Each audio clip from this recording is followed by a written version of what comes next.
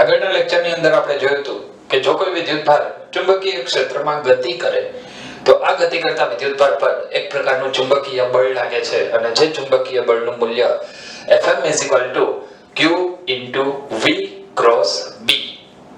ત્યારબાદ આપણે આ ચુંબકીય બળ માટે બે અલગ અલગ પ્રકારના કિસ્સાઓની વાત કરેલી હતી. એની અંદર સૌથી પહેલો કેસ એ જોયો હતો કે જો θ 0 હોય અથવા θ 180 હોય તો શું થાય, અને બીજો કેસ જોયો તો θ 90 ડિગ્રી હોય તો શું થાય. આ બંને કેસને ફરીથી એક વખત હું આ રિપીટ કરું છું અને એના ઉપરથી આપણે એક આગળ સરસ મજાનું પરિણામ મેળવવાનું છે અને એ પરિણામ મેળવ્યા બાદ હવે આપણે આજે એક સરસની થિયરીની વાત કરવાના છીએ જે છે હેલિકલ ગતિમાર્ગ. ચુંબકીય ક્ષેત્રમાં વિદ્યુતભારનો હેલિકલ ગતિમાર્ગ. તો સૌપ્રથમ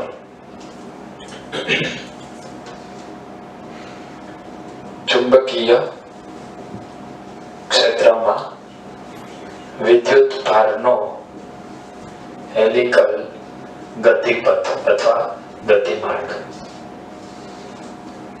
હેલિકલ ગતિ ક્યારે થાય એના માટેની જો વાત કરવી હોય તો સૌપ્રથમ કોઈ પ્રકારની ગતિ થઈ જાય એનો મતલબ એવો થાય કે ત્યાં ચુંબકીય બળ લાગવું જોઈએ. આપણે બધાને ખબર છે કે ચુંબકીય બળ એ કેન્દ્રગામી બળ પૂરું પાડે છે. તો હવે આપણે આગળ ઉપર વાત કરશું કે જો આ ચુંબકીય બળની વાત કરવી હોય તો ચુંબકીય બળ જેને આપણે આગળ ઉપર દર્શાવેલું હતું Fm વડે, અને Fm આપણે સૂત્ર લખીએ છીએ q v ક્રોસ b. જો Fm q v cross b લખીએ તો આપણે આ સૂત્રને ફરીથી લખી શકીએ q v b sin θ. અહીં આપણને ખબર છે જ્યાં θ એ v અને b વચ્ચેનો કોણ છે. આટલી વાત આપણે આગળના દિવસે આગલા લેક્ચરની અંદર ભણેલા હતા. હવે આજના લેક્ચરમાં આ વાતને ફરી પાછી થોડીક આગળ વધારીએ તો સૌપ્રથમ વાત કરીએ આપણે ગઈકાલે જે બે કેસ લીધા હતા એ બંને કેસને હું ફરીથી થોડાક એવા એક્સપ્લોર કરું છું. સૌપ્રથમ પહેલી વાત કરીએ કે જ્યારે v અને b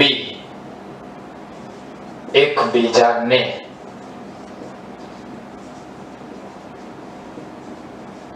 સમાંતર કે પ્રતિ સમાંતર હોય ત્યારે, અને બીજી વાત આવશે v અને b એકબીજાને લંબ હોય ત્યારે.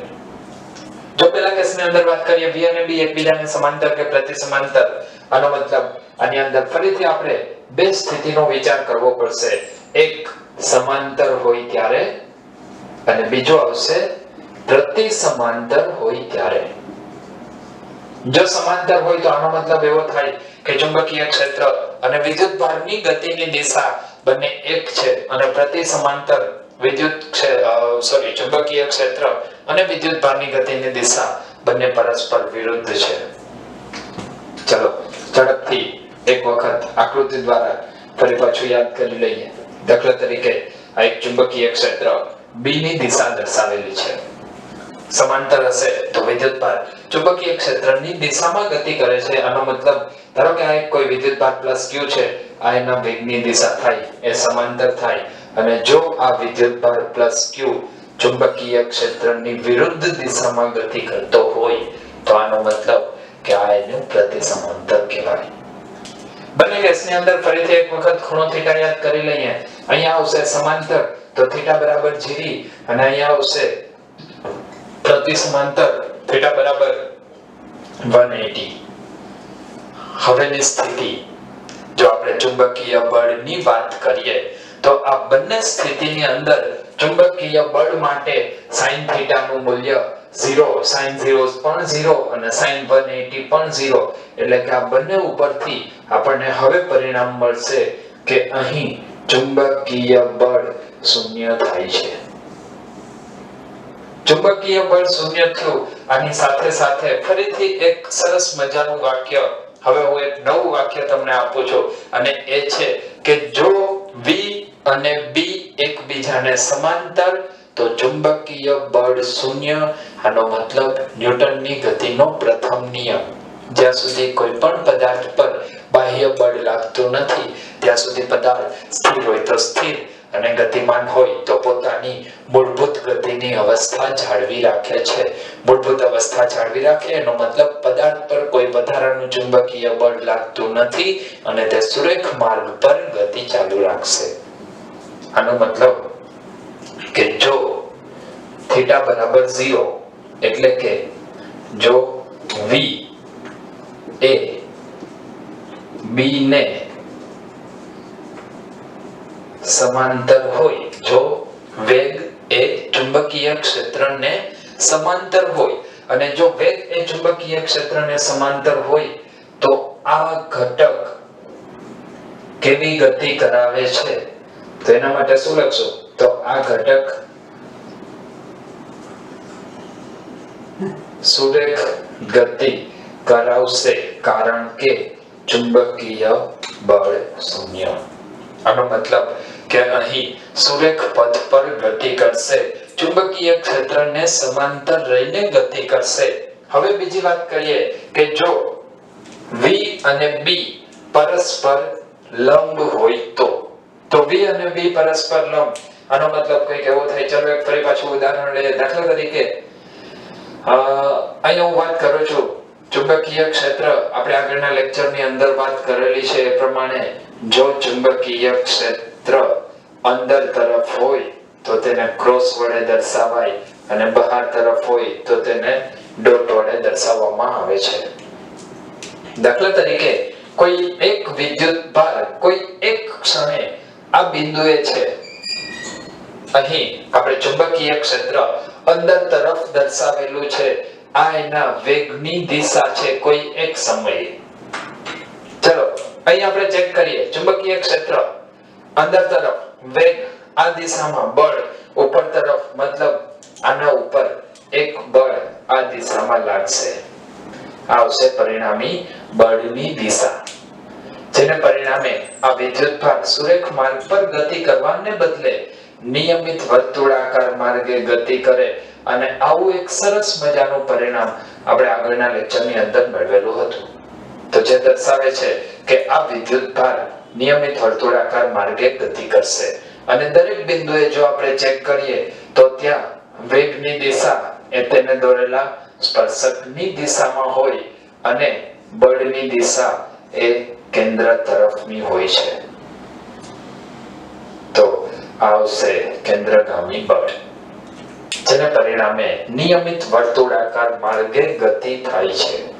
અને અહીં બળનું મૂલ્ય, ચુંબકીય બળનું મૂલ્ય Fm qvb જેટલું મળશે કારણ sin 90 ની કિંમત આપણને 1 મળે છે.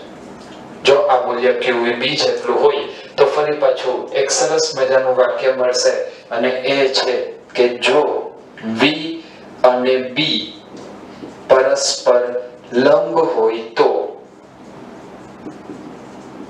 જો v અને b પરસ્પર લંબ હોય તો પરિણામ શું આવશે? તો પરિણામ આવશે નિયમિત વર્તુળાકાર ગતિ. અથવા આપણે સીધું જ લખીએ પરસ્પર લંબ તો ગતિપથ કેવો? ગતિપથ આવશે વર્તુળાકાર. આનો મતલબ જો હજી આને થોડીક વધારે એવી વિચારીએ કે આપણે ગઈકાલે જે છેલ્લા લેક્ચરમાં વાત કરેલી હતી એને બંનેને સમાંતર કે પ્રતિ સમાંતર લીધા. એક પહેલી સ્થિતિની વાત કરી, બીજી સ્થિતિની અંદર બંનેને આપણે લંબ રાખેલા હતા તો આવું કંઈક પરિણામ મળ્યું. પરંતુ જો હવે એનાથી એક સ્ટેપ માત્ર આગળ વિચારીએ અને એવું કહેવામાં આવે કે વેગ એક ક્ષેત્રને સમાંતર પણ નથી અને લંબ પણ નથી તો શું થાય?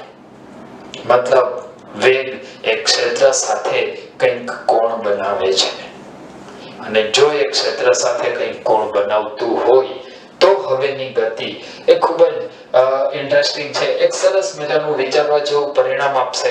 તો હવે આપણે એ પરિણામ તરફ આગળ વધીએ. તો એ પહેલા આટલું લખી લેજો. આપણે હમણાં જે વાત કરી એ પ્રમાણે એક સરસ મજાનું પરિણામ, આજે જેટલા પણ પરિણામ મળશે એ દરેક પરિણામને હું અહીંયા યાદ રાખવા માટે લખતો જાઉં છું, જે તમારા માટે મોસ્ટ ઇમ્પોર્ટન્ટ છે. તો આપણને છેલ્લે એક એવું પરિણામ મળ્યું કે વેગ માટે બે શક્યતાઓ, એક લંબ અને એક સમાંતર. જો વેગ સમાંતર તો એનો ગતિપથ કેવો? સુરેખ. મતલબ વેગનો સમાંતર ઘટક તો સુરેખ ગતિ અને વેગનો લંબ ઘટક તો વર્તુળાકાર માર્ગે ગતિ કરશે. તો આ વાત આપણે અત્યાર સુધીમાં કરી લીધી છે. હવે આપણે આગળ વાત કરીએ હેલિકલ ગતિપથ ક્યારે આવે. તો હેલિકલ ગતિપથ માટે સૌપ્રથમ આપણે એવું વિચારવું પડશે કે વેગ ચુંબકીય ક્ષેત્રને લંબ ઘટક પણ ધરાવતો હોય અને સમાંતર ઘટક પણ ધરાવતો હોય. તમને તરત જ એવો વિચાર આવશે કે હેલિકલ ગતિની વાત થવા માંડી, પણ હેલિકલ ગતિ એ શું છે એ ખબર નથી. જો ખબર ના હોય તો આગળના લેક્ચરમાં પણ આપણે એની વાત કરેલી છે. અત્યારે પણ તમને ફરીથી કહી દઉં છું, એક સ્પ્રિંગ જેવો જ્યારે ગતિપથ હોય તો એ હેલિકલ ગતિ કહેવાય. ન ખબર પડી? ચલો એક કામ કરો, એક સરસ મજાની રમત કરીએ. એક મોટી એવી સ્પ્રિંગ લેવાની, સ્પ્રિંગને ઊભી રાખવાની, ઉપરના છેડે એક મોતી રાખો. માની લો કે મોતી સ્પ્રિંગ વચ્ચે ઘર્ષણ બળ નથી, તો એ મોતી સ્પ્રિંગ ઉપર ગતિ કરતું નીચે આવે. હવે એની મોતીની ગતિ કેવી થાય? એ ગતિને શું નામ અપાય? હેલિકલ ગતિપથ. ધારો કે હેલિકલ ગતિપથ કોને કહેવાય એ તમને ખબર છે ને? જો આવી ગતિની વાત કરવી હોય તો ત્યાં વેગના બંને ઘટકો હોવા જરૂરી છે. સમાંતર ઘટક કે જે સુરેખ ગતિ કરાવશે અને લંબ ઘટક કે જે નિયમિત વર્તુળાકાર માર્ગે ગતિ કરાવે. આનો મતલબ આપણે બે વેગની વાત કરવી પડે, એક લંબ અને એક સમાંતર. એટલે હું એવું કહેવા માંગુ છું કે હવે પછીનો જે આપણે કેસ વિચારવાનો છે એ છે ચુંબકીય ક્ષેત્ર સાથે વેગ લંબ રૂપે પણ નહીં અને સમાંતર પણ નહીં. કોઈ ખૂણો થીટા હોય ત્યારે. હવે જે આપણે વાત કરીએ છીએ એકદમ જનરલ વાત કરીએ છીએ, તો એવું એક સૌપ્રથમ તમને ઉદાહરણ લઈને થોડીક એવી વાત વધારે ક્લિયર કરું છું. દાખલા તરીકે કોઈ એક ક્ષેત્ર છે,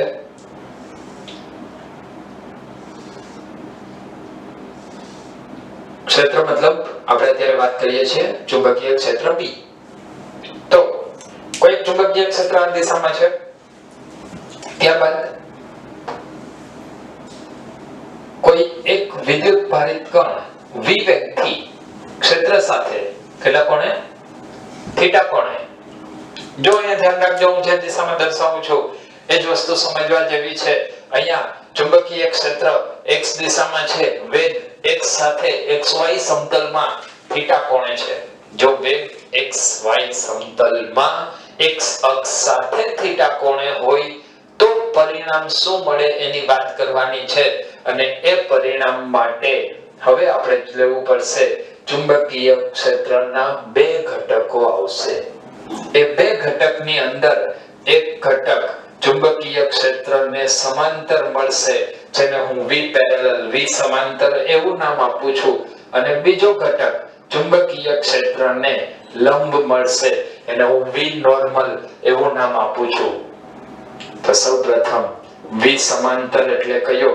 તો ચુંબકીય ક્ષેત્રને સમાંતર ઘટક.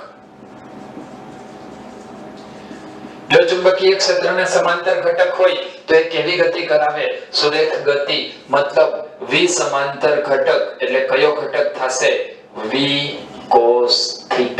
જ્યાં પણ આપણે આગળ ઉપર cos વિધેયની વાત કરશું આ શરત માટે કે જ્યારે ક્ષેત્ર સાથે થીટા કોણ હોય તો આ કેવી ગતિ કરાવશે? સુરેખ ગતિ. પરંતુ અહીં લંબ ઘટક પણ છે, v લંબ, v નોર્મલ. v નોર્મલ એટલે શું? ચુંબકીય ક્ષેત્રને લંબ ઘટક. જો ચુંબકીય ક્ષેત્રને લંબ ઘટક હોય તો એ હંમેશા વર્તુળાકાર માર્ગે ગતિ કરાવે.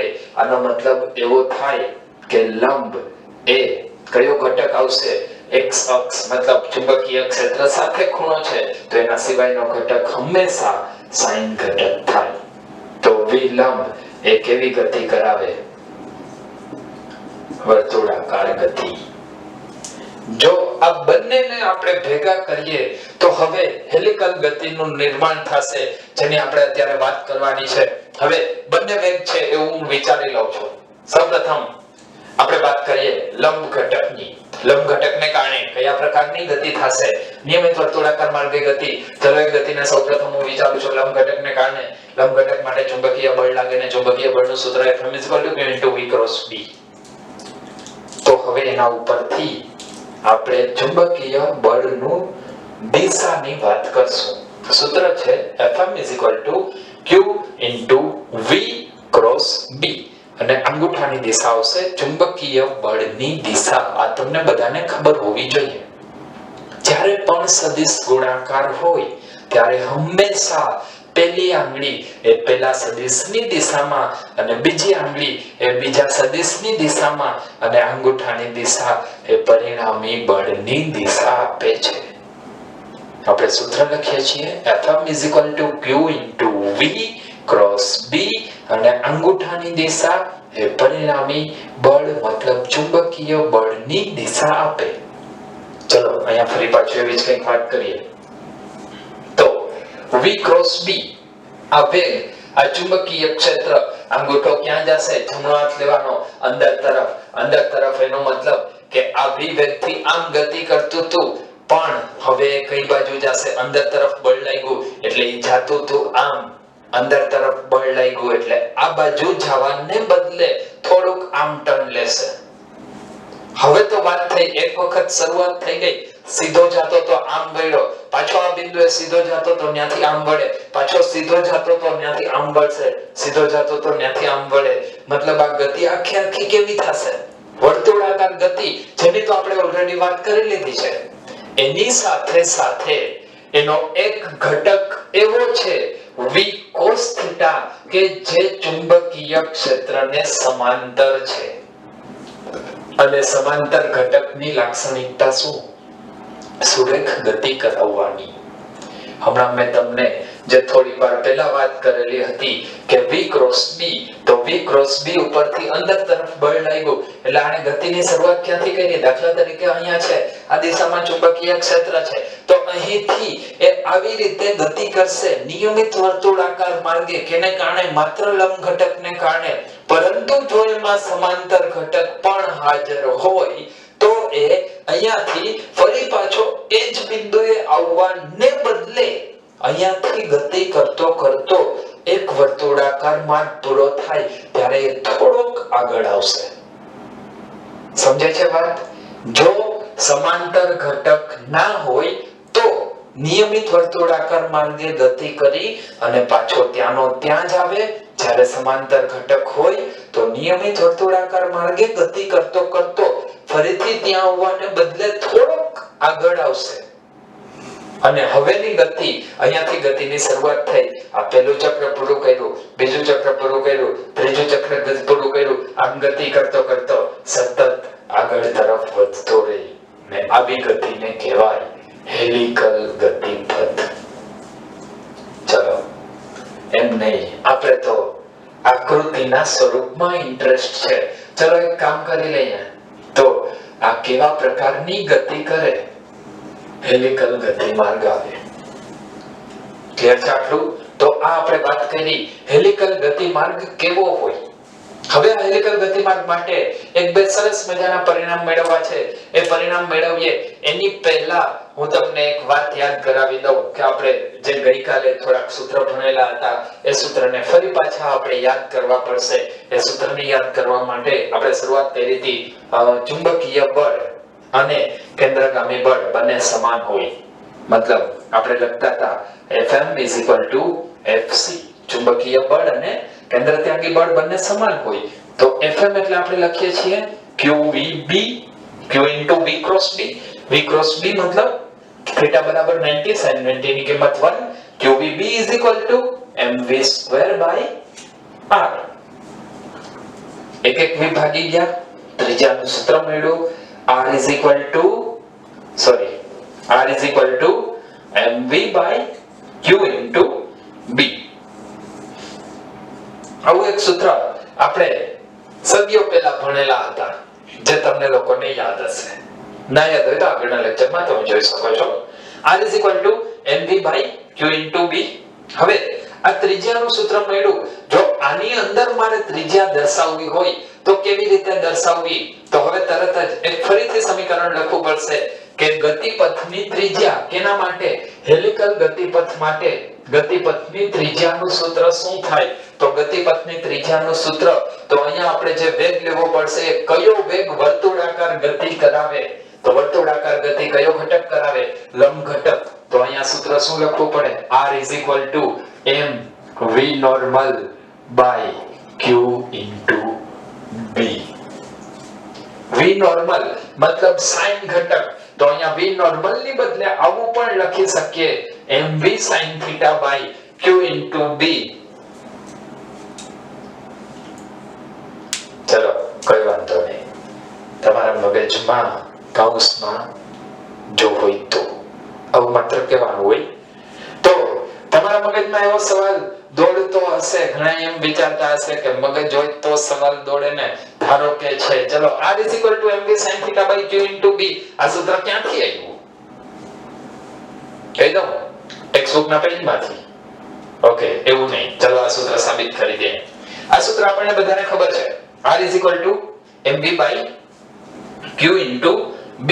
હવે આ જ સૂત્રને ફરી પાછું થોડુંક વધારે આગળ લખીએ. ચલો હું અહીંયાથી શરૂઆત કરું છું. fm fc.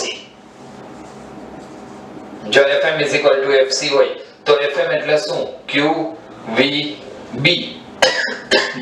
પરંતુ અહીંયા વેગનો કયો ઘટક લેવાનો છે? cos ઘટકનું પરિણામ શૂન્ય થઈ જાય એટલે v ને બદલે શું લેવું પડશે? mv sin theta. અને અહીંયા mv sin theta whole square divide by r. v sin theta એક એક કેન્સલ થઈ જશે તો સૂત્ર શું વધ્યું? r mv sin theta by q into b. ચલો ચેક કરો. v sin theta એટલે શું છે? v sin theta એટલે વેગનો લંબ ઘટક. r mv normal by q into b. આ તો હું ક્યારનો વાત કરું છું. આવે છે મગજમાં? તો આપણને સૂત્ર મળ્યું ત્રિજ્યા અને v sin theta. sin theta એટલે કયો ઘટક? વર્તુળાકાર ગતિ માટેનો ઘટક. તો સમાંતર ઘટકને આપણે કયા વિધેય તરીકે લખેલો છે? સમાંતર ઘટક મતલબ cos વિધેય અને લંબ ઘટક મતલબ sin વિધેય. ચલો આવું નહીં તરત જ એમ થાય કે આપણે માત્ર ત્રિજ્યાનું સૂત્ર થોડું મેળવેલું હતું, આપણે તો આવર્તકાળ પણ મેળવેલો હતો. ચલો આવર્તકાળનું સૂત્ર લખી નાખીએ. હા, તરત જ કહેશો કે ઈ કાંઈ અત્યારે થોડું યાદ હોય. ચલો મેળવી લે ઝડપથી. પણ આ સૂત્ર તમને યાદ હોવા જરૂરી છે. ફરી પાછું રિપીટ કરું છું. r mv by q into b. આવર્તકાળની વાત કરીએ. આવર્તકાળનું સૂત્ર જો તમને ખબર હોય તો આપણે એવું કંઈક લખતા હતા, v 2πr by t અથવા t 2πr by v. પરંતુ આપણી પાસે r નું એક સરસ મજાનું સૂત્ર છે. r mv by q into b. Sorry, ચલો v આપણે સૂત્ર લખ્યું 2πr by t. તો t 2πr by v. હવે આપણી પાસે v નું r નું સૂત્ર છે r mv by q into b. એટલે 2π by v into mv by q into b. v બે ભાગી જશે તો સૂત્ર શું આવ્યું? t 2π n by q into b. જો t 2π n by q into b હોય તો આનો મતલબ આ આવર્તકાળનું સૂત્ર આપશે. અને જો આવર્તકાળની વાત કરવી હોય તો આવર્તકાળ માટે ફરી પાછું આપણે વિચારવું પડશે કે આવર્તકાળનું સૂત્ર શું થાય. કેના માટે? હેલિકલ ગતિપથ માટે બદલાય છે કે નહીં એ ચેક કરવું છે. અને એ ચેક કરવા માટે ફરી પાછું વેગની વાત કરવી પડશે. ચલો એ સૂત્ર મેળવી લઈએ. એક કામ કરીએ, હું એક સૂત્ર લખી નાખું છું સરસ મજાનું. t 2π m by q into b. આ તો ગયા વખતનું જ સૂત્ર છે. આની અંદર પણ એ જ સૂત્ર લાગશે. ચલો ચેક કરીએ. ઉપર આપણે જે લખ્યું આવર્તકાળનું સૂત્ર, એ આવર્તકાળના સૂત્રથી સીધું આ સ્ટેપથી હું શરૂઆત કરું છું. t 2π r by એટલે શું થશે? આવર્તકાળ કેમાં હોય? વર્તુળાકાર માર્ગે ગતિમાં. વર્તુળાકાર માર્ગે ગતિ કેમાં થાય? લંબ મતલબ sin ઘટક. તો અહીંયા શું લખવું પડશે? v sin θ. ક્લિયર છે આટલું? ત્યારબાદ આવ્યું r. r ની કિંમત શું છે?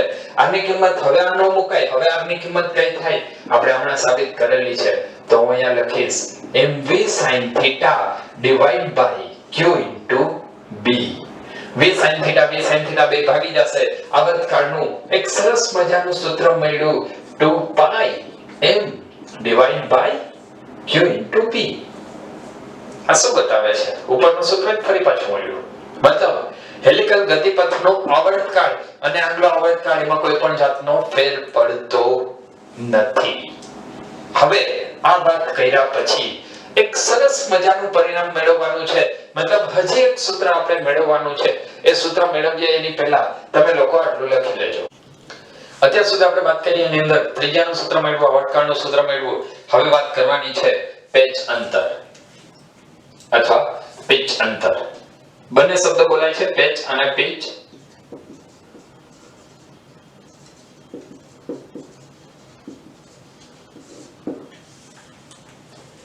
પિચ ડિસ્ટન્સ મતલબ શું થાય? અલગ અલગ રીતે એને વ્યાખ્યાયિત કરી શકીએ. દાખલા તરીકે સૌપ્રથમ હું એવું કહું છું કે તમારી પાસે એક સ્ક્રૂ છે. જો એક સ્ક્રૂને તમે 360 ડિગ્રી રોટેટ કરો, સ્ક્રૂને 360 ડિગ્રીનું રોટેશન આપીએ, મતલબ દાખલા તરીકે આ સ્ક્રૂ છે, તો આ સ્ક્રૂને આપણે આવી રીતે ફેરવીએ છીએ. સ્ક્રૂને આમ ન ફેરવવાનો હોય, ધ્યાન રાખજો.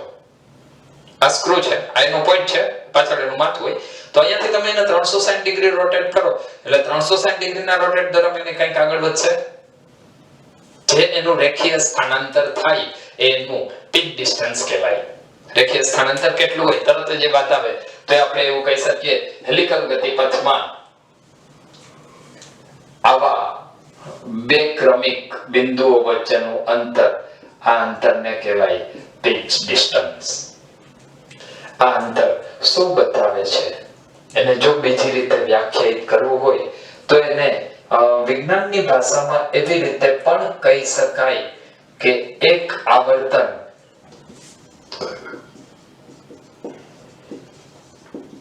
પૂર્ણ કરતા તેની સાથે, મતલબ એક આવર્તન સાથે થતું રેખીય સ્થાનાંતર. અથવા આને તમે એવું પણ કહી શકો કે હેલિકલ ગતિપથમાં બે ક્રમિક આટાઓ, ખરેખર અહીંયા આટાઓ હોતા નથી પણ સ્ક્રૂ માટે આ વાત સાચી છે, બે ક્રમિક આટાઓ વચ્ચેનું અંતર એ પણ પિચ અંતર થશે. તો આપણે વાત કરી એક આવર્તન પૂરું થાય તેની સાથે થતું રેખીય સ્થાનાંતર. અને જો આ રેખીય સ્થાનાંતર ગોતવું હોય તો આપણી પાસે એક વેગ છે. વેગ ઉપરથી સ્થાનાંતર મેળવવું હોય તો શું કરશો? ઝડપથી ધોરણ નંબર 11 માં એક સરસ મજાનું સૂત્ર આવી ગયું છે. એ સૂત્ર છે વેગ બરાબર અંતરના છેદમાં સમય. ને જો વેગ બરાબર અંતરના છેદમાં સમય હોય તો હવે એના ઉપરથી આપણે લખી શકીએ કે સ્થાનાંતર બરાબર, તો સ્થાનાંતર બરાબર શું લખાય? ધારો કે સ્થાનાંતરને આપણે x વડે દર્શાવીએ તો x v x t. તો x v t. ચલો કેટલા સમયગાળાની વાત કરીએ છીએ? જો આપણે ઉપર લખ્યું એક આવર્તન પૂર્ણ કરતા, મતલબ સમયગાળો કેટલો? આવર્તકાળ જેટલો. અને એનો વેગ, આ વેગ આપણે ક્યારે લેવાનું છે? રેખીય સ્થાનાંતર. રેખીય સ્થાનાંતર માટે વેગનો કયો ઘટક લેવો પડે? કયો ઘટક આવશે? સમાંતર ઘટક. મતલબ અહીંયા આપણે સૂત્રમાં v ને બદલે v સમાંતર, v પેરેલલ અને સ્મોલ t ટાઈમ ને બદલે પિરિયોડિક ટાઈમ એટલે કે આવર્તકાળ લેવો પડે. જો આવું સૂત્ર લખીએ તો આ આપણને x એટલે કે પેચ અંતરનું સૂત્ર આપશે. તો અહીંયા હું લખું છું v પેરેલલ. v પેરેલલ એટલે હવે આપણી પાસે છે v પેરેલલ મતલબ v cos θ into t. t એટલે 2 pi m by q into b.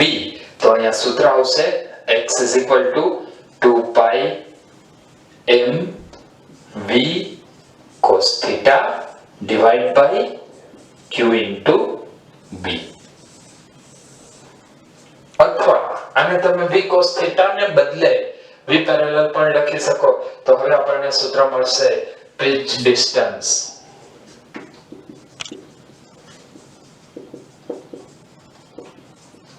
pitch distance એને હું કહું છું x. તો x is equal to 2 pi mv cos θ by qb. 2 pi mv cos θ divide by q into b. તો આ એક અગત્યનું પરિણામ હતું. આ પરિણામ બાદ હવે આપણે થોડા ટેક્સ્ટ બુક ના દાખલાઓ જોઈશું. ટેક્સ્ટ બુક નો એક ક્વેશ્ચન જોઈ લે. ઉદાહરણ નંબર 4.3 એની અંદર આપેલું છે કે 6 × 10⁻⁴ ટેસ્લા જેટલા ચુંબકીય ક્ષેત્રમાં એક ઇલેક્ટ્રોનની વાત કરેલી હોય તો q અને m બંને આપણને ખબર હોવી જોઈએ. એક ઇલેક્ટ્રોન ક્ષેત્રને લંબ રૂપે, એટલે મેં નિશાની લખેલી છે b નોર્મલ, ક્ષેત્રને લંબ રૂપે 3 × 10⁻⁷ મીટર/સેકન્ડ ના વેગથી ગતિ કરે છે તો તેના ગતિપથની ત્રિજ્યા, તેની આવૃત્તિ અને તેની ગતિ ઊર્જા શોધો. અહીં આપણે ગતિ ઊર્જા kV માં શોધવાની છે.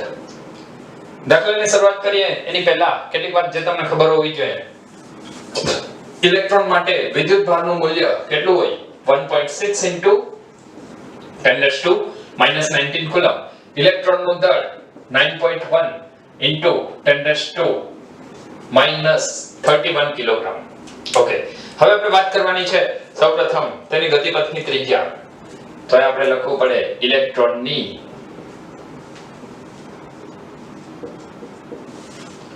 ગતિપથની ત્રિજ્યા. ને ગતિપથની ત્રિજ્યાનું સૂત્ર આવશે r is equal to mv by q into b. ચલો, m ઇલેક્ટ્રોનનું દળ આવશે 9.1 × 10⁻31.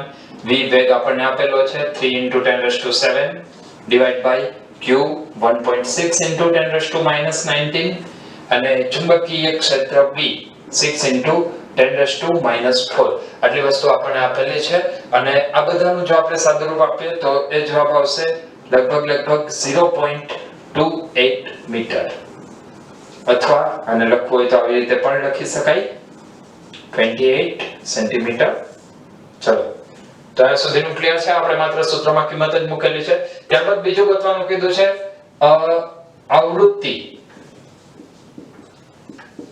આવૃત્તિ ને આપણે v વડે દર્શાવીએ છીએ. તો આવૃત્તિનું સૂત્ર આવશે આવૃત્તિ v is equal to 1/t અને આવર્તકાળનું સૂત્ર 2πm/qb. એટલે અહીંયા લખાય 2πm ના અંશમાં qb. q 1.6 × 10⁻19 b ચુંબકીય ક્ષેત્ર 6 × 10⁻⁴ divided by 2 × 3.14 m ઇલેક્ટ્રોનનું દળ 9.1 × 10⁻31. અને આ બધાનું આપણે સાદુરૂપ આપશું એટલે હવે આપણને આવૃત્તિ મળશે અને આવૃત્તિ મળશે 17.1 × 10⁶ હર્ટ્ઝ અથવા 17.1 મેગાહર્ટ્ઝ.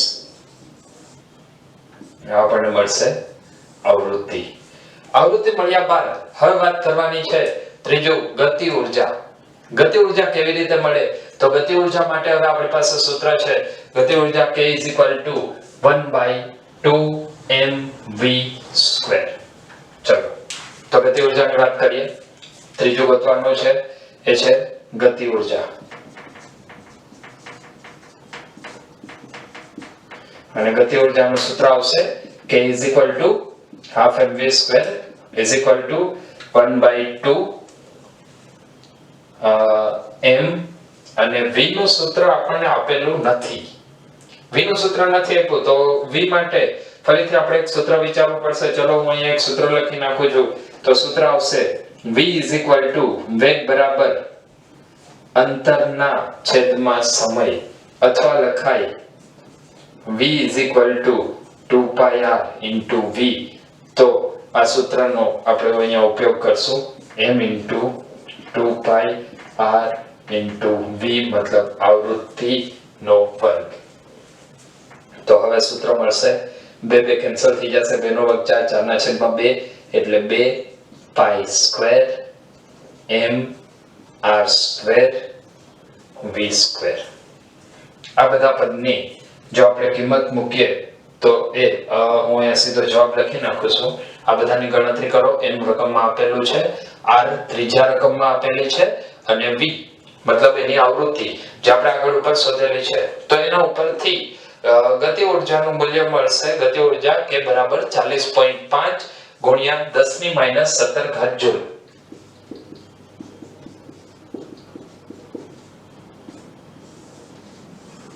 ગતિ ઊર્જાનો મેં સીધો જવાબ લખી નાખ્યો છે, જેમાં આપણે આગળ કિંમત મૂકી એવી જ રીતે કિંમત મૂકશો એટલે એ જવાબ તમને મળશે જૂલમાં. ખાસ ધ્યાનમાં રાખજો, તમને ક્વેશ્ચનમાં પૂછેલું શેમાં છે, કેઈવી માં, મતલબ કિલો ઇલેક્ટ્રોન વોલ્ટ. તો સૌપ્રથમ જૂલને ઈવી માં ફેરવવું પડે. જૂલને ઈવી માં ફેરવવા માટે 40.5 * 10⁻17 ડિવાઇડ બાય 1.6 * 10⁻19. જ્યારે પણ ઊર્જા જૂલમાં આપેલી હોય અને એને ઈવી માં ફેરવવાની થાય તો એને 1.6 * 10⁻19 વડે ભાગવી પડે તો આ ઊર્જા તમને મળશે ઈવી માં. તો આનું જ્યારે તમે સાદુરૂપ આપશો એટલે કિંમત આવશે લગભગ 25.3 10⁻2 eV, અથવા આને લખાય કે બરાબર 2.53 * 10⁻3 eV, અને 10⁻3 eV હોય તો 10⁻3 ને કાઢીએ તો અહીંયા આવશે k = 2.53 keV, kilo electron volt. તો આ થઈ ઉદાહરણ નંબર 4.3. હવે આપણે વાત કરીએ સ્વાધ્યાયમાં બે દાખલા આપેલા છે. બે દાખલામાં કઈ જેવું છે તો મેં બેને ભેગા લખી નાખેલા છે. સ્વાધ્યાયના દાખલા નંબર 4.11 અને 4.12. રકમ એક તમને આવી આપેલી છે. ટાઈમ બચાવવા માટે રકમ દર વખતની જેમ બોર્ડ ઉપર ડાયરેક્ટ લખી નાખો છો. ચુંબકીય ક્ષેત્ર આપેલું છે 6.5 ગોસ.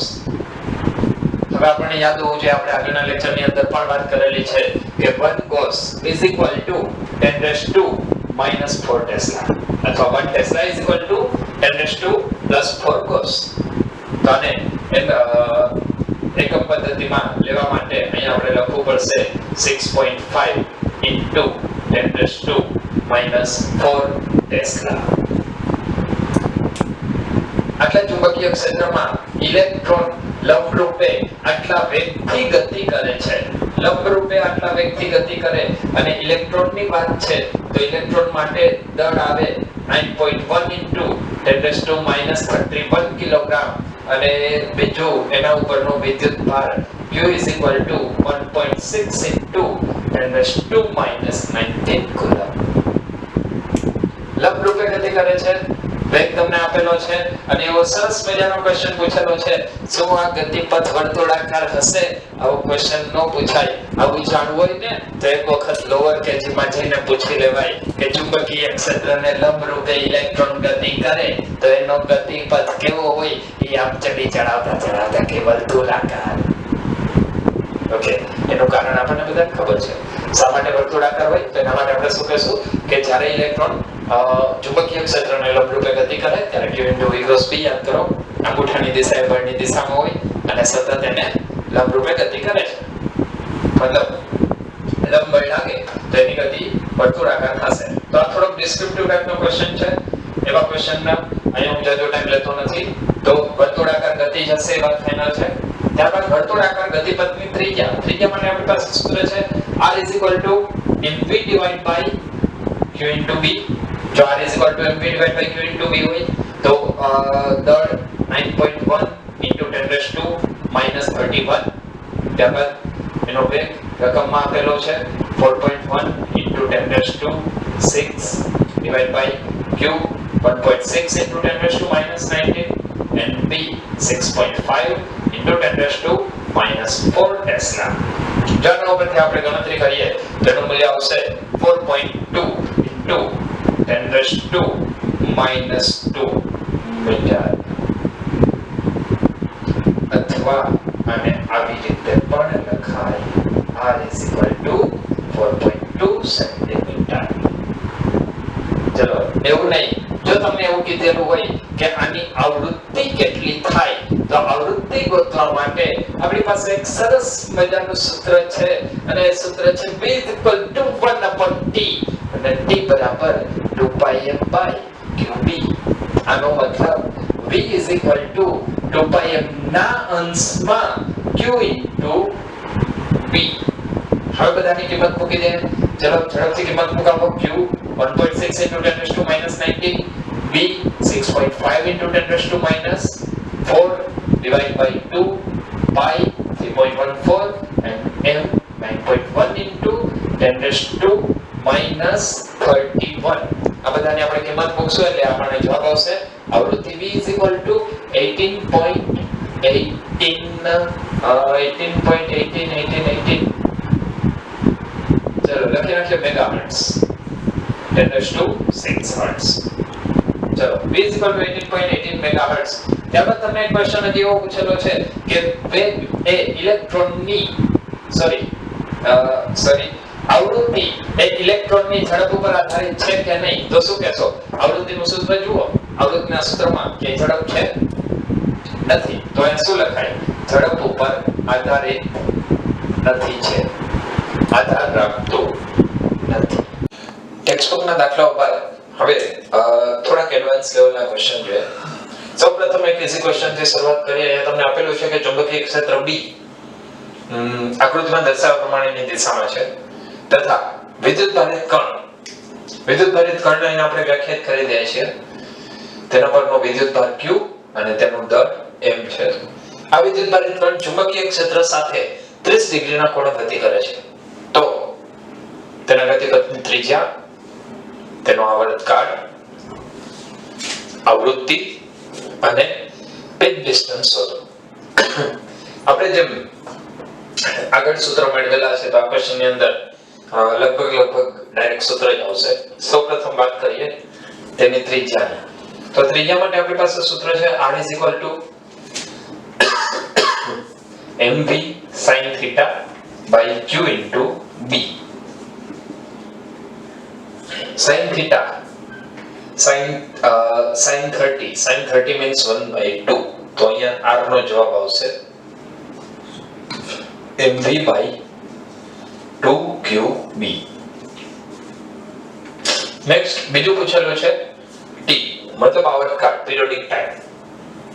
તો પિરિયોડિક ટાઈમ માટે ફરી પાછું આવર્તકાળ એ ત્રિજ્યા ઉપર આધારિત નથી. 2πm / q * b. આ એમનો જવાબ આવશે.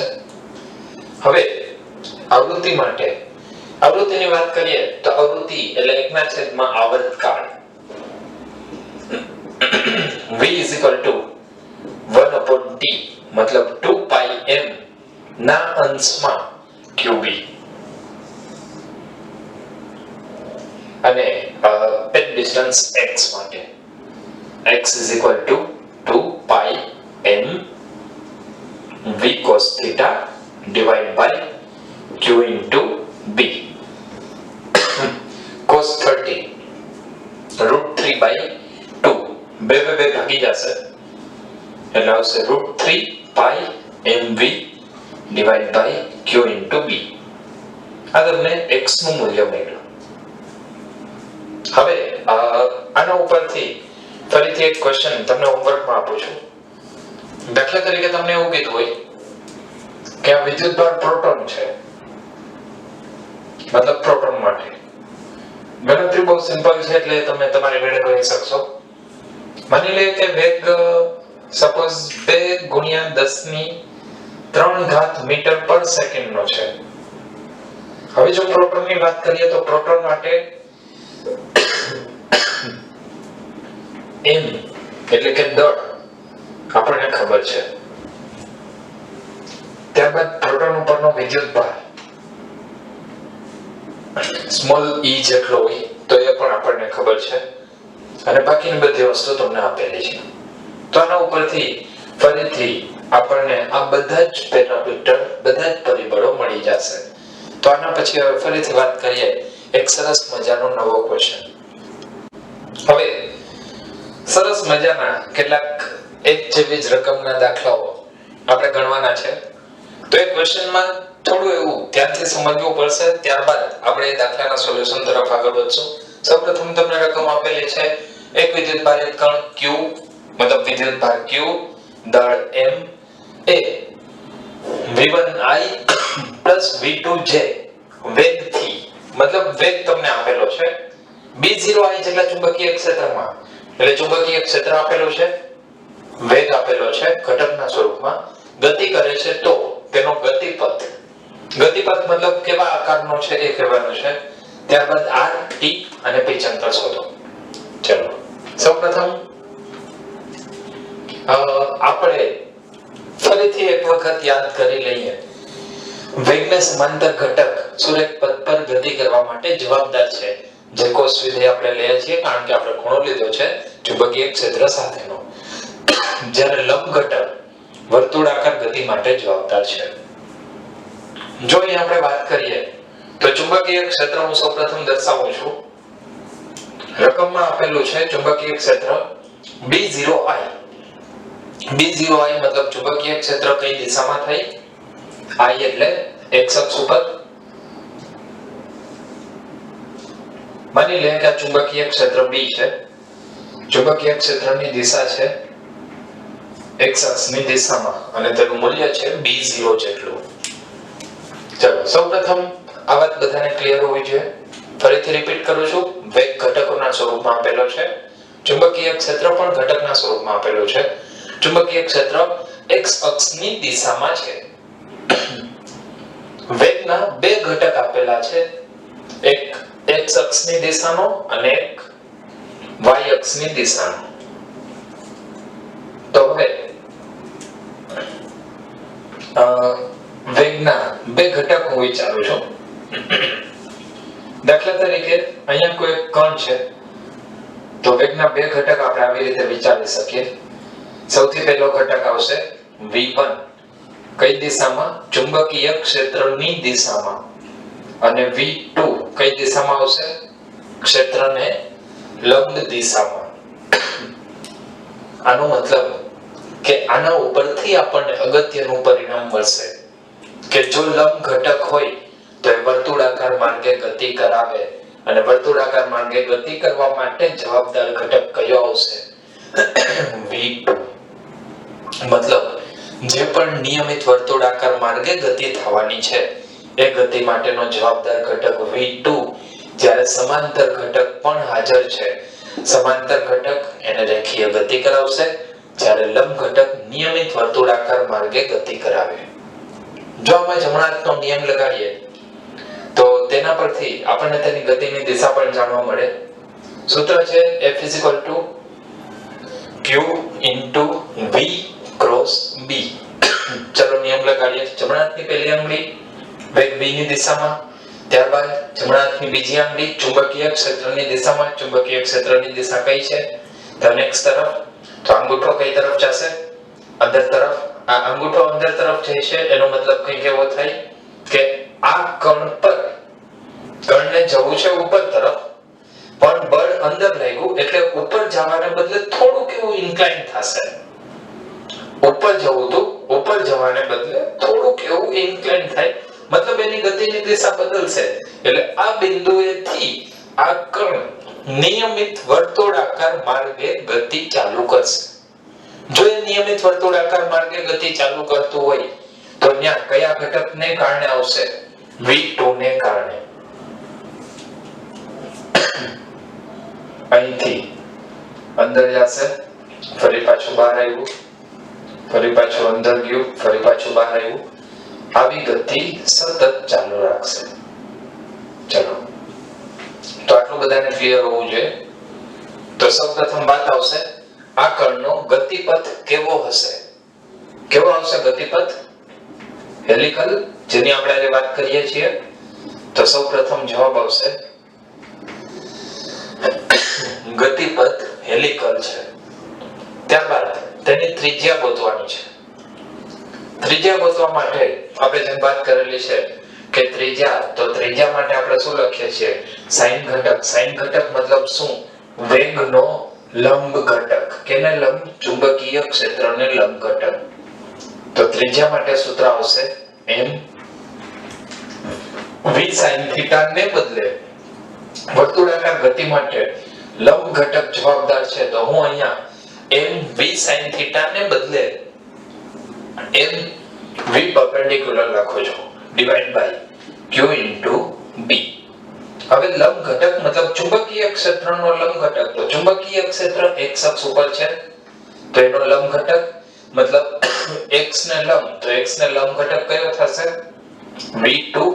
તો અહીંયા ફરીથી આપણે સૂત્ર લખી શકીએ r mv2 divided by q into b.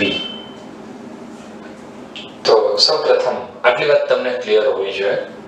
ત્યારબાદ હવે વાત કરવાની છે t ની, મતલબ એનો આવર્તકાળ. આવર્તકાળ માટે આપણી પાસે સૂત્ર છે t = 2πm/q into b. b નું આપણને મૂલ્ય આપેલું છે b0, એટલે આપણે અહીંયા પણ b ની બદલે જ્યાં કિંમત મૂકેલી છે તો ત્યાં હું લખી નાખું છું, b ની બદલે આવશે b0. તો આવર્તકાળનું આ સૂત્ર મળ્યું t = 2πm/qb0. ત્યારબાદ ફરીથી આપણને એક ગોતવાનું કીધું છે પિચ અંતર. પિચ અંતર માટે આપણી પાસે સૂત્ર છે x = 2πm v / q into b. ચલો ફરીથી અહીંયા વેગના ઘટકની વાત કરવી પડશે. તો વેગનો કયો ઘટક રેખીય ગતિ કરાવે? તો રેખીય ગતિ કરવા માટે વેગનો કયો ઘટક લેવો પડશે? જે ચુંબકીય ક્ષેત્રને સમાંતર ઘટક હોય. તો ચુંબકીય ક્ષેત્ર x દિશામાં, તો વેગનો સમાંતર ઘટક કયો થાય? v1. મતલબ અહીંયા આપણે શું લખવું પડશે? v પેરેલલ, અથવા રકમ પ્રમાણે જો આપણે લખીએ તો અહીંયા લખાય 2πm v1 divided by qb0. આપણને પિચ અંતર મળશે. તો આવો કોઈ પણ પ્રકારનો ક્વેશ્ચન હોય તો એ તમને આવડવું જોઈએ. આની સાથે સાથે ફરીથી આવા જ ક્વેશ્ચનમાં હજી કંઈક ચેન્જ કરીને આના જેવા જ બે ક્વેશ્ચન હું તમને આપીશ. તો હું આશા રાખું છું કે પહેલા એક ક્વેશ્ચન જોઈને તમે આ વિડિયોને પોઝ કરી અને તમારી મેળે સોલ્વ કરવાની ટ્રાય કરશો, અને ત્યારબાદ હું જે સોલ્યુશન આપું છું એ સોલ્યુશન સાથે તમે ચેક કરી લેશો. આગળનો જે ક્વેશ્ચન આપેલો હતો એ જ ક્વેશ્ચનમાં માત્ર થોડું ઘણું ચેન્જ કરી નાખીએ. દાખલા તરીકે તમને અહીંયા એવું આપેલું છે 2i + 3j મીટર પર સેકન્ડ ના વેગથી 4j ટેસ્લા ના ચુંબકીય ક્ષેત્રમાં ગતિ કરે છે. તો ગતિપથ rt અને પિચ અંતર શોધો. સૌપ્રથમ જે આગળનો ક્વેશ્ચન આપેલો હતો એવો જ ક્વેશ્ચન છે, માત્ર તેની અંદર મૂલ્ય આપેલું છે. તો આ ક્વેશ્ચન તમે અત્યારે આ વિડિયો પોઝ કરીને ગણવાનો પ્રયત્ન કરશો. ચલો સારી વાત છે. હવે આપણે જરા ચેક કરી લઈએ. સૌપ્રથમ ચુંબકીય ક્ષેત્ર તમને આપેલું છે 4j ટેસ્લા. ગુડ. સૌથી પહેલો ડિફરન્સ ખબર પડી શું હતું એ? આગળના ક્વેશ્ચનની અંદર ચુંબકીય ક્ષેત્ર x દિશામાં હતું, આની અંદર ચુંબકીય ક્ષેત્ર y દિશામાં છે. તો હવે કંઈક એવી ખબર પડી કે આ ક્વેશ્ચન આગળના ક્વેશ્ચન જેવો છે પણ આગળના ક્વેશ્ચન જેવો નથી. ફિઝિક્સની દુનિયા. ચલો ચુંબકીય ક્ષેત્ર કેટલાનું છે? 4j tesla. ત્યારબાદ વેગ માટે તમને બે ઘટકો આપેલા છે, એક x દિશામાં અને y દિશામાં. આ ઘટકને vx કહી દઈએ તો એ થશે 2i અને એક ઘટક આવશે 3j. હવે ફરીથી આપણે વિચારવું પડશે અને હું કહી દઉં છું vy અને કહી દઈએ vx. ફરીથી આપણે વાત નક્કી કરવી પડશે કે ચુંબકીય ક્ષેત્રને સમાંતર ઘટક છે હોય તો એ રેખીય ગતિ કરાવે, ચુંબકીય ક્ષેત્રને લંબ ઘટક છે જો હોય તો એ નિયમિત વર્તુળાકાર માર્ગે ગતિ કરાવશે.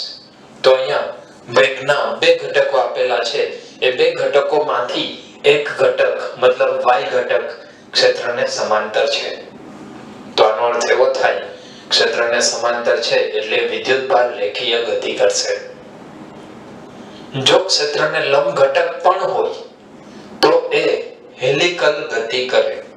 તો અહીં vy ની સાથે vx પણ આપેલું છે. આનો મતલબ કે ફરીથી આ ગતિ હેલિકલ પ્રકારની થાય. ચલો એની દિશા નક્કી કરીએ. આપણી પાસે સૂત્ર છે F q v cross b. v આ તરફ, b ઉપર તરફ. પરિણામી બળ કઈ તરફ લાગશે? બહાર તરફ. જો પરિણામી બળ બહાર તરફ લાગતું હોય તો હવે આ કણ અહીંયાથી બહાર આવશે, પાછો અંદર જાય, પાછો બહાર આવે, એવી રીતે ગતિ કરતો કરતો ધીમે ધીમે ઉપર તરફ જશે. મતલબ અહીં જે હેલિકલ ગતિ છે એ હેલિકલ ગતિની દિશા બદલાઈ ગઈ છે. હવે આપણને ગોતવાનું છે એ બધા ક્વેશ્ચનની ધીમે ધીમે વાત કરતા જઈએ. સોરી, સૌપ્રથમ ગતિપથ. તો ગતિપથ કેવો આવશે? હેલિકલ. કારણ સમજાવવું હોય તો આપણે સમજાવી શકીએ. બંને ઘટકો હાજર છે, સમાંતર ઘટક રેખીય ગતિ, લંબ ઘટક વર્તુળાકાર માર્ગે ગતિ. ત્યારબાદ આરતી બેન ગોતવાના છે. ચલો ગોતી લે. તો આરતી માટે સૌપ્રથમ અલગ અલગ ગોતવા છે. ચલો એવું કરીએ. r small r. તો સ્મોલ r એટલે શું આવશે? m v divide by q into b. ફરીથી આ સૂત્ર રિપીટ કરું છું, ધ્યાન રાખજો. આપણે અહીંયા sin અને cos લખેલા છે પણ એ કઈ પર્ટિક્યુલર વસ્તુ બતાવે છે. sin વિધેય એટલે શું? લંબ ઘટક. તો અહીંયા લંબ ઘટક કયો આવશે? x કે y? vx. અથવા અહીંયા લખાય r is equal to, હવે vx નું મૂલ્ય છે 2i, મતલબ r is equal to 2m divided by q into b. આ આપણને ત્રિજ્યાનું સૂત્ર મળ્યું. ત્રિજ્યાના સૂત્ર બાદ હવે વાત કરીએ આવર્તકાળનું સૂત્ર. t is equal to 2pi m divided by q into b. તો આ સૂત્રમાં કોઈ ચેન્જ નહીં આવે, આ સૂત્ર એમનું જ આવશે. અને છેલ્લું હજી એક ગોતવાનું છે, પિચ અંતર. પિચ અંતર માટે આપણે સૂત્ર લખશું x is equal to 2pi m v divided by q into b. ફરી એક વખત યાદ કરી લઈએ. 2pi m v પિચ અંતર મતલબ રેખીય ગતિ, અને રેખીય ગતિની વાત આવે તો રેખીય ગતિ માટે ક્ષેત્રનો સમાંતર ઘટક જવાબદાર થાય. તો ક્ષેત્રનો સમાંતર ઘટક કયો આવશે? ચુંબકીય ક્ષેત્ર કઈ દિશામાં? y દિશામાં. તો સમાંતર ઘટક એટલે કયો આવે? 3j. મતલબ અહીંયા આપણે શું લખવું પડશે? vy. અથવા જો આનું સાદું રૂપ આપીએ તો હવે આપણને સૂત્ર મળશે x is equal to 2pi m vy, મતલબ 3. તો 3 ગુણ્યા 2 એટલે 6, 6pi m divided by q into b. હવે આપણને પિચ અંતર મળશે. ચલો, જો તમે લોકોએ ચેક કરી લીધું આમાંથી કેટલાનો ક્વેશ્ચન સાચો છે, આ ચેક કરી લીધું હોય તો હજી એક ફરી પાછો આવો જ આ જ ક્વેશ્ચનમાં કંઈક ચેન્જ કરીને એક ક્વેશ્ચન આપું છું જે પણ તમે ગણવાનો પ્રયત્ન કરશો. ફરીથી એક સરસ મજાનો ક્વેશ્ચન આપણે જોઈ લઈએ. ક્વેશ્ચનનો કંઈક દેખાવ આ પ્રકારનો જ છે. માત્ર એમાં થોડાક અંકોની અદલા બદલી કરું છું. 3i પ્લસ 4j મીટર પર સેકન્ડ ના વેગથી ચલો અહીંયા હું લખું છું 2k ટેસ્લા જેટલા ચુંબકીય ક્ષેત્રમાં ગતિ કરે છે તો ગતિપથ આરતીબેન અને પિચ અંતર શોધો. સૌપ્રથમ ગતિપથ શોધવા માટે પહેલા તો એ નક્કી કરવું પડશે કે ચુંબકીય ક્ષેત્ર કઈ દિશામાં છે. ચલો કઈ દિશામાં છે ચુંબકીય ક્ષેત્ર? k કેરેટ મતલબ z અક્ષ ની દિશામાં. આપણે જે લઈએ છીએ એ ફરિયાદ કરી લઈએ. x અક્ષ આ તરફ, y અક્ષ ઉપર તરફ, z અક્ષ ક્યાં આવશે? બહાર તરફ. તો અહીંયા ચુંબકીય ક્ષેત્ર બહાર તરફની દિશામાં છે અને બહાર તરફની દિશા હોય તો એને આપણે દર્શાવીએ છીએ ડોટ વડે. તો સૌપ્રથમ હું અહીંયા ચુંબકીય ક્ષેત્રને દર્શાવું છું. આ ચુંબકીય ક્ષેત્ર બહાર તરફની દિશામાં છે તથા તેનું મૂલ્ય આપણને ક્વેશ્ચનની અંદર આપેલું છે.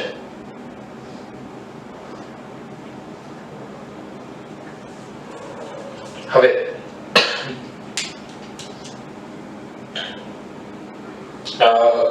ચુંબકીય ક્ષેત્ર બહાર તરફ તેનું મૂલ્ય આપેલું છે. વેગ આપેલો છે 3i + 4j.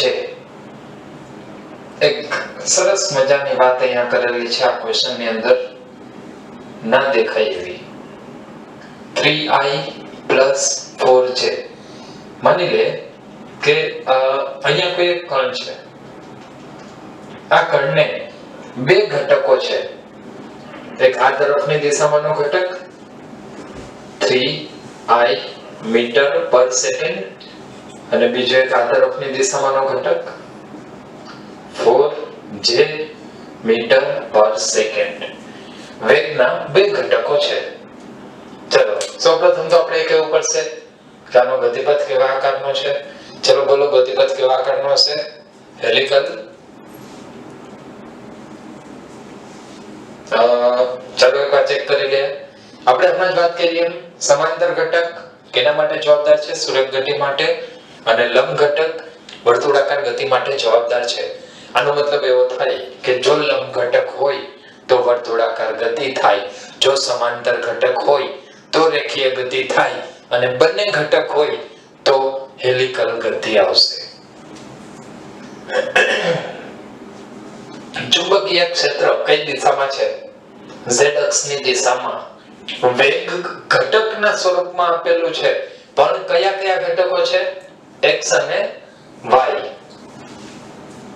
આનો મતલબ એવો થાય કે વેગ જે બે ઘટકોમાં આપેલું છે એ ખરેખર આપણા માટે એ ઘટકો અત્યાર પૂરતા ગતિપથ પૂરતા નકામા છે. કારણ કે આપણે જોવાનું હતું કે વેગ ક્ષેત્રની દિશામાં છે કે નહીં. ક્ષેત્ર કઈ દિશામાં છે? કેરેટ કે મતલબ z અક્ષ. અને વેગ કઈ દિશામાં છે? i અને j મતલબ xy સમતલમાં. તો અહીંયા બંને ઘટકો ચુંબકીય ક્ષેત્રને લંબ છે. જો બંને ઘટકો ચુંબકીય ક્ષેત્રને લંબ હોય તો આનો મતલબ કે અહીં વેગનો સમાંતર ઘટક નથી. અને સમાંતર ઘટક ના હોય તો એ ગતિ સુરેખ ગતિ હોઈ શકે નહીં.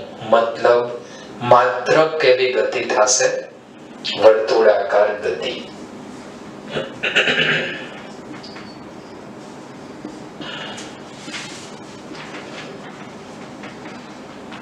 ચલો તો હું એવી આશા રાખું છું કે લગભગ આ ક્વેશ્ચનમાં પહેલો જવાબ તમારો સાચો હશે. ગતિ કેવી આવશે? વર્તુળાકાર ગતિ. હવે r ગોતવાનો છે, મતલબ ત્રિજ્યા ગોતવાની છે. ત્રિજ્યા માટે આપણી પાસે સીધું સૂત્ર જ છે, r = mv sin theta by q into b. ફરીથી એક વસ્તુ અહીંયા આપણે વિચારવી પડશે. r is equal to mv sin theta મતલબ sin 90 divided by q into b. આ તો બધાને ખબર હોય sin 90 શા માટે લખેલા છે? ચુંબકીય ક્ષેત્ર અને વેગ બંને એકબીજાને લંબ છે. હવે વાત આવશે v ની. v નું મૂલ્ય કેટલું લેવું? b નું મૂલ્ય તમને કઈ ક્વેશ્ચનમાં આપેલું છે, પરંતુ v નું મૂલ્ય કયું લેવું? તો v નું મૂલ્ય લેવા માટે અહીંયા તમને બે ઘટકો આપેલા છે, અને જ્યારે બે ઘટકો આપેલા હોય અને એનું પરિણામ ગોતવાનું હોય તો આપણી પાસે એક સરસ મજાનું સૂત્ર છે. કોઈ પણ સદિશનું મૂલ્ય એટલે તેના ઘટકોના વર્ગોના સરવાળાનું વર્ગમૂળ, મતલબ vxi² plus vx² plus vy² અને આખાનું વર્ગમૂળ vx 3² vy 4². 9 plus 16 25 √25 મતલબ આન્સર આવશે v is equal to 5 metre પર સેકન્ડ. આ આપણને વેગનું મૂલ્ય મળશે. જો આ વેગનું મૂલ્ય મળે તો હવે આપણે આગળ દાખલાની અંદર કિંમત મૂકી શકીએ. is equal to v5b2 એટલે અહીંયા આવશે 5m divided by 2q. આ ત્રિજ્યા આવશે. r is equal to 5m divided by 2q. ત્યારબાદ આવર્તકાળ શોધવાનો છે. આવર્તકાળ માટે સૂત્ર છે 2πm divided by q into b. b નું મૂલ્ય છે 2 ટેસ્લા, તો 2 ભાગી જશે એટલે આવર્તકાળનું સૂત્ર આવે 2π divided by q. આવર્તકાળ માટે.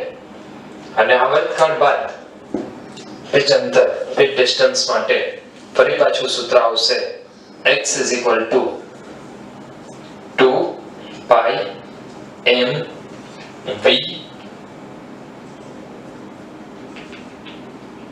cos theta divided by q into b. Pitch અંતર.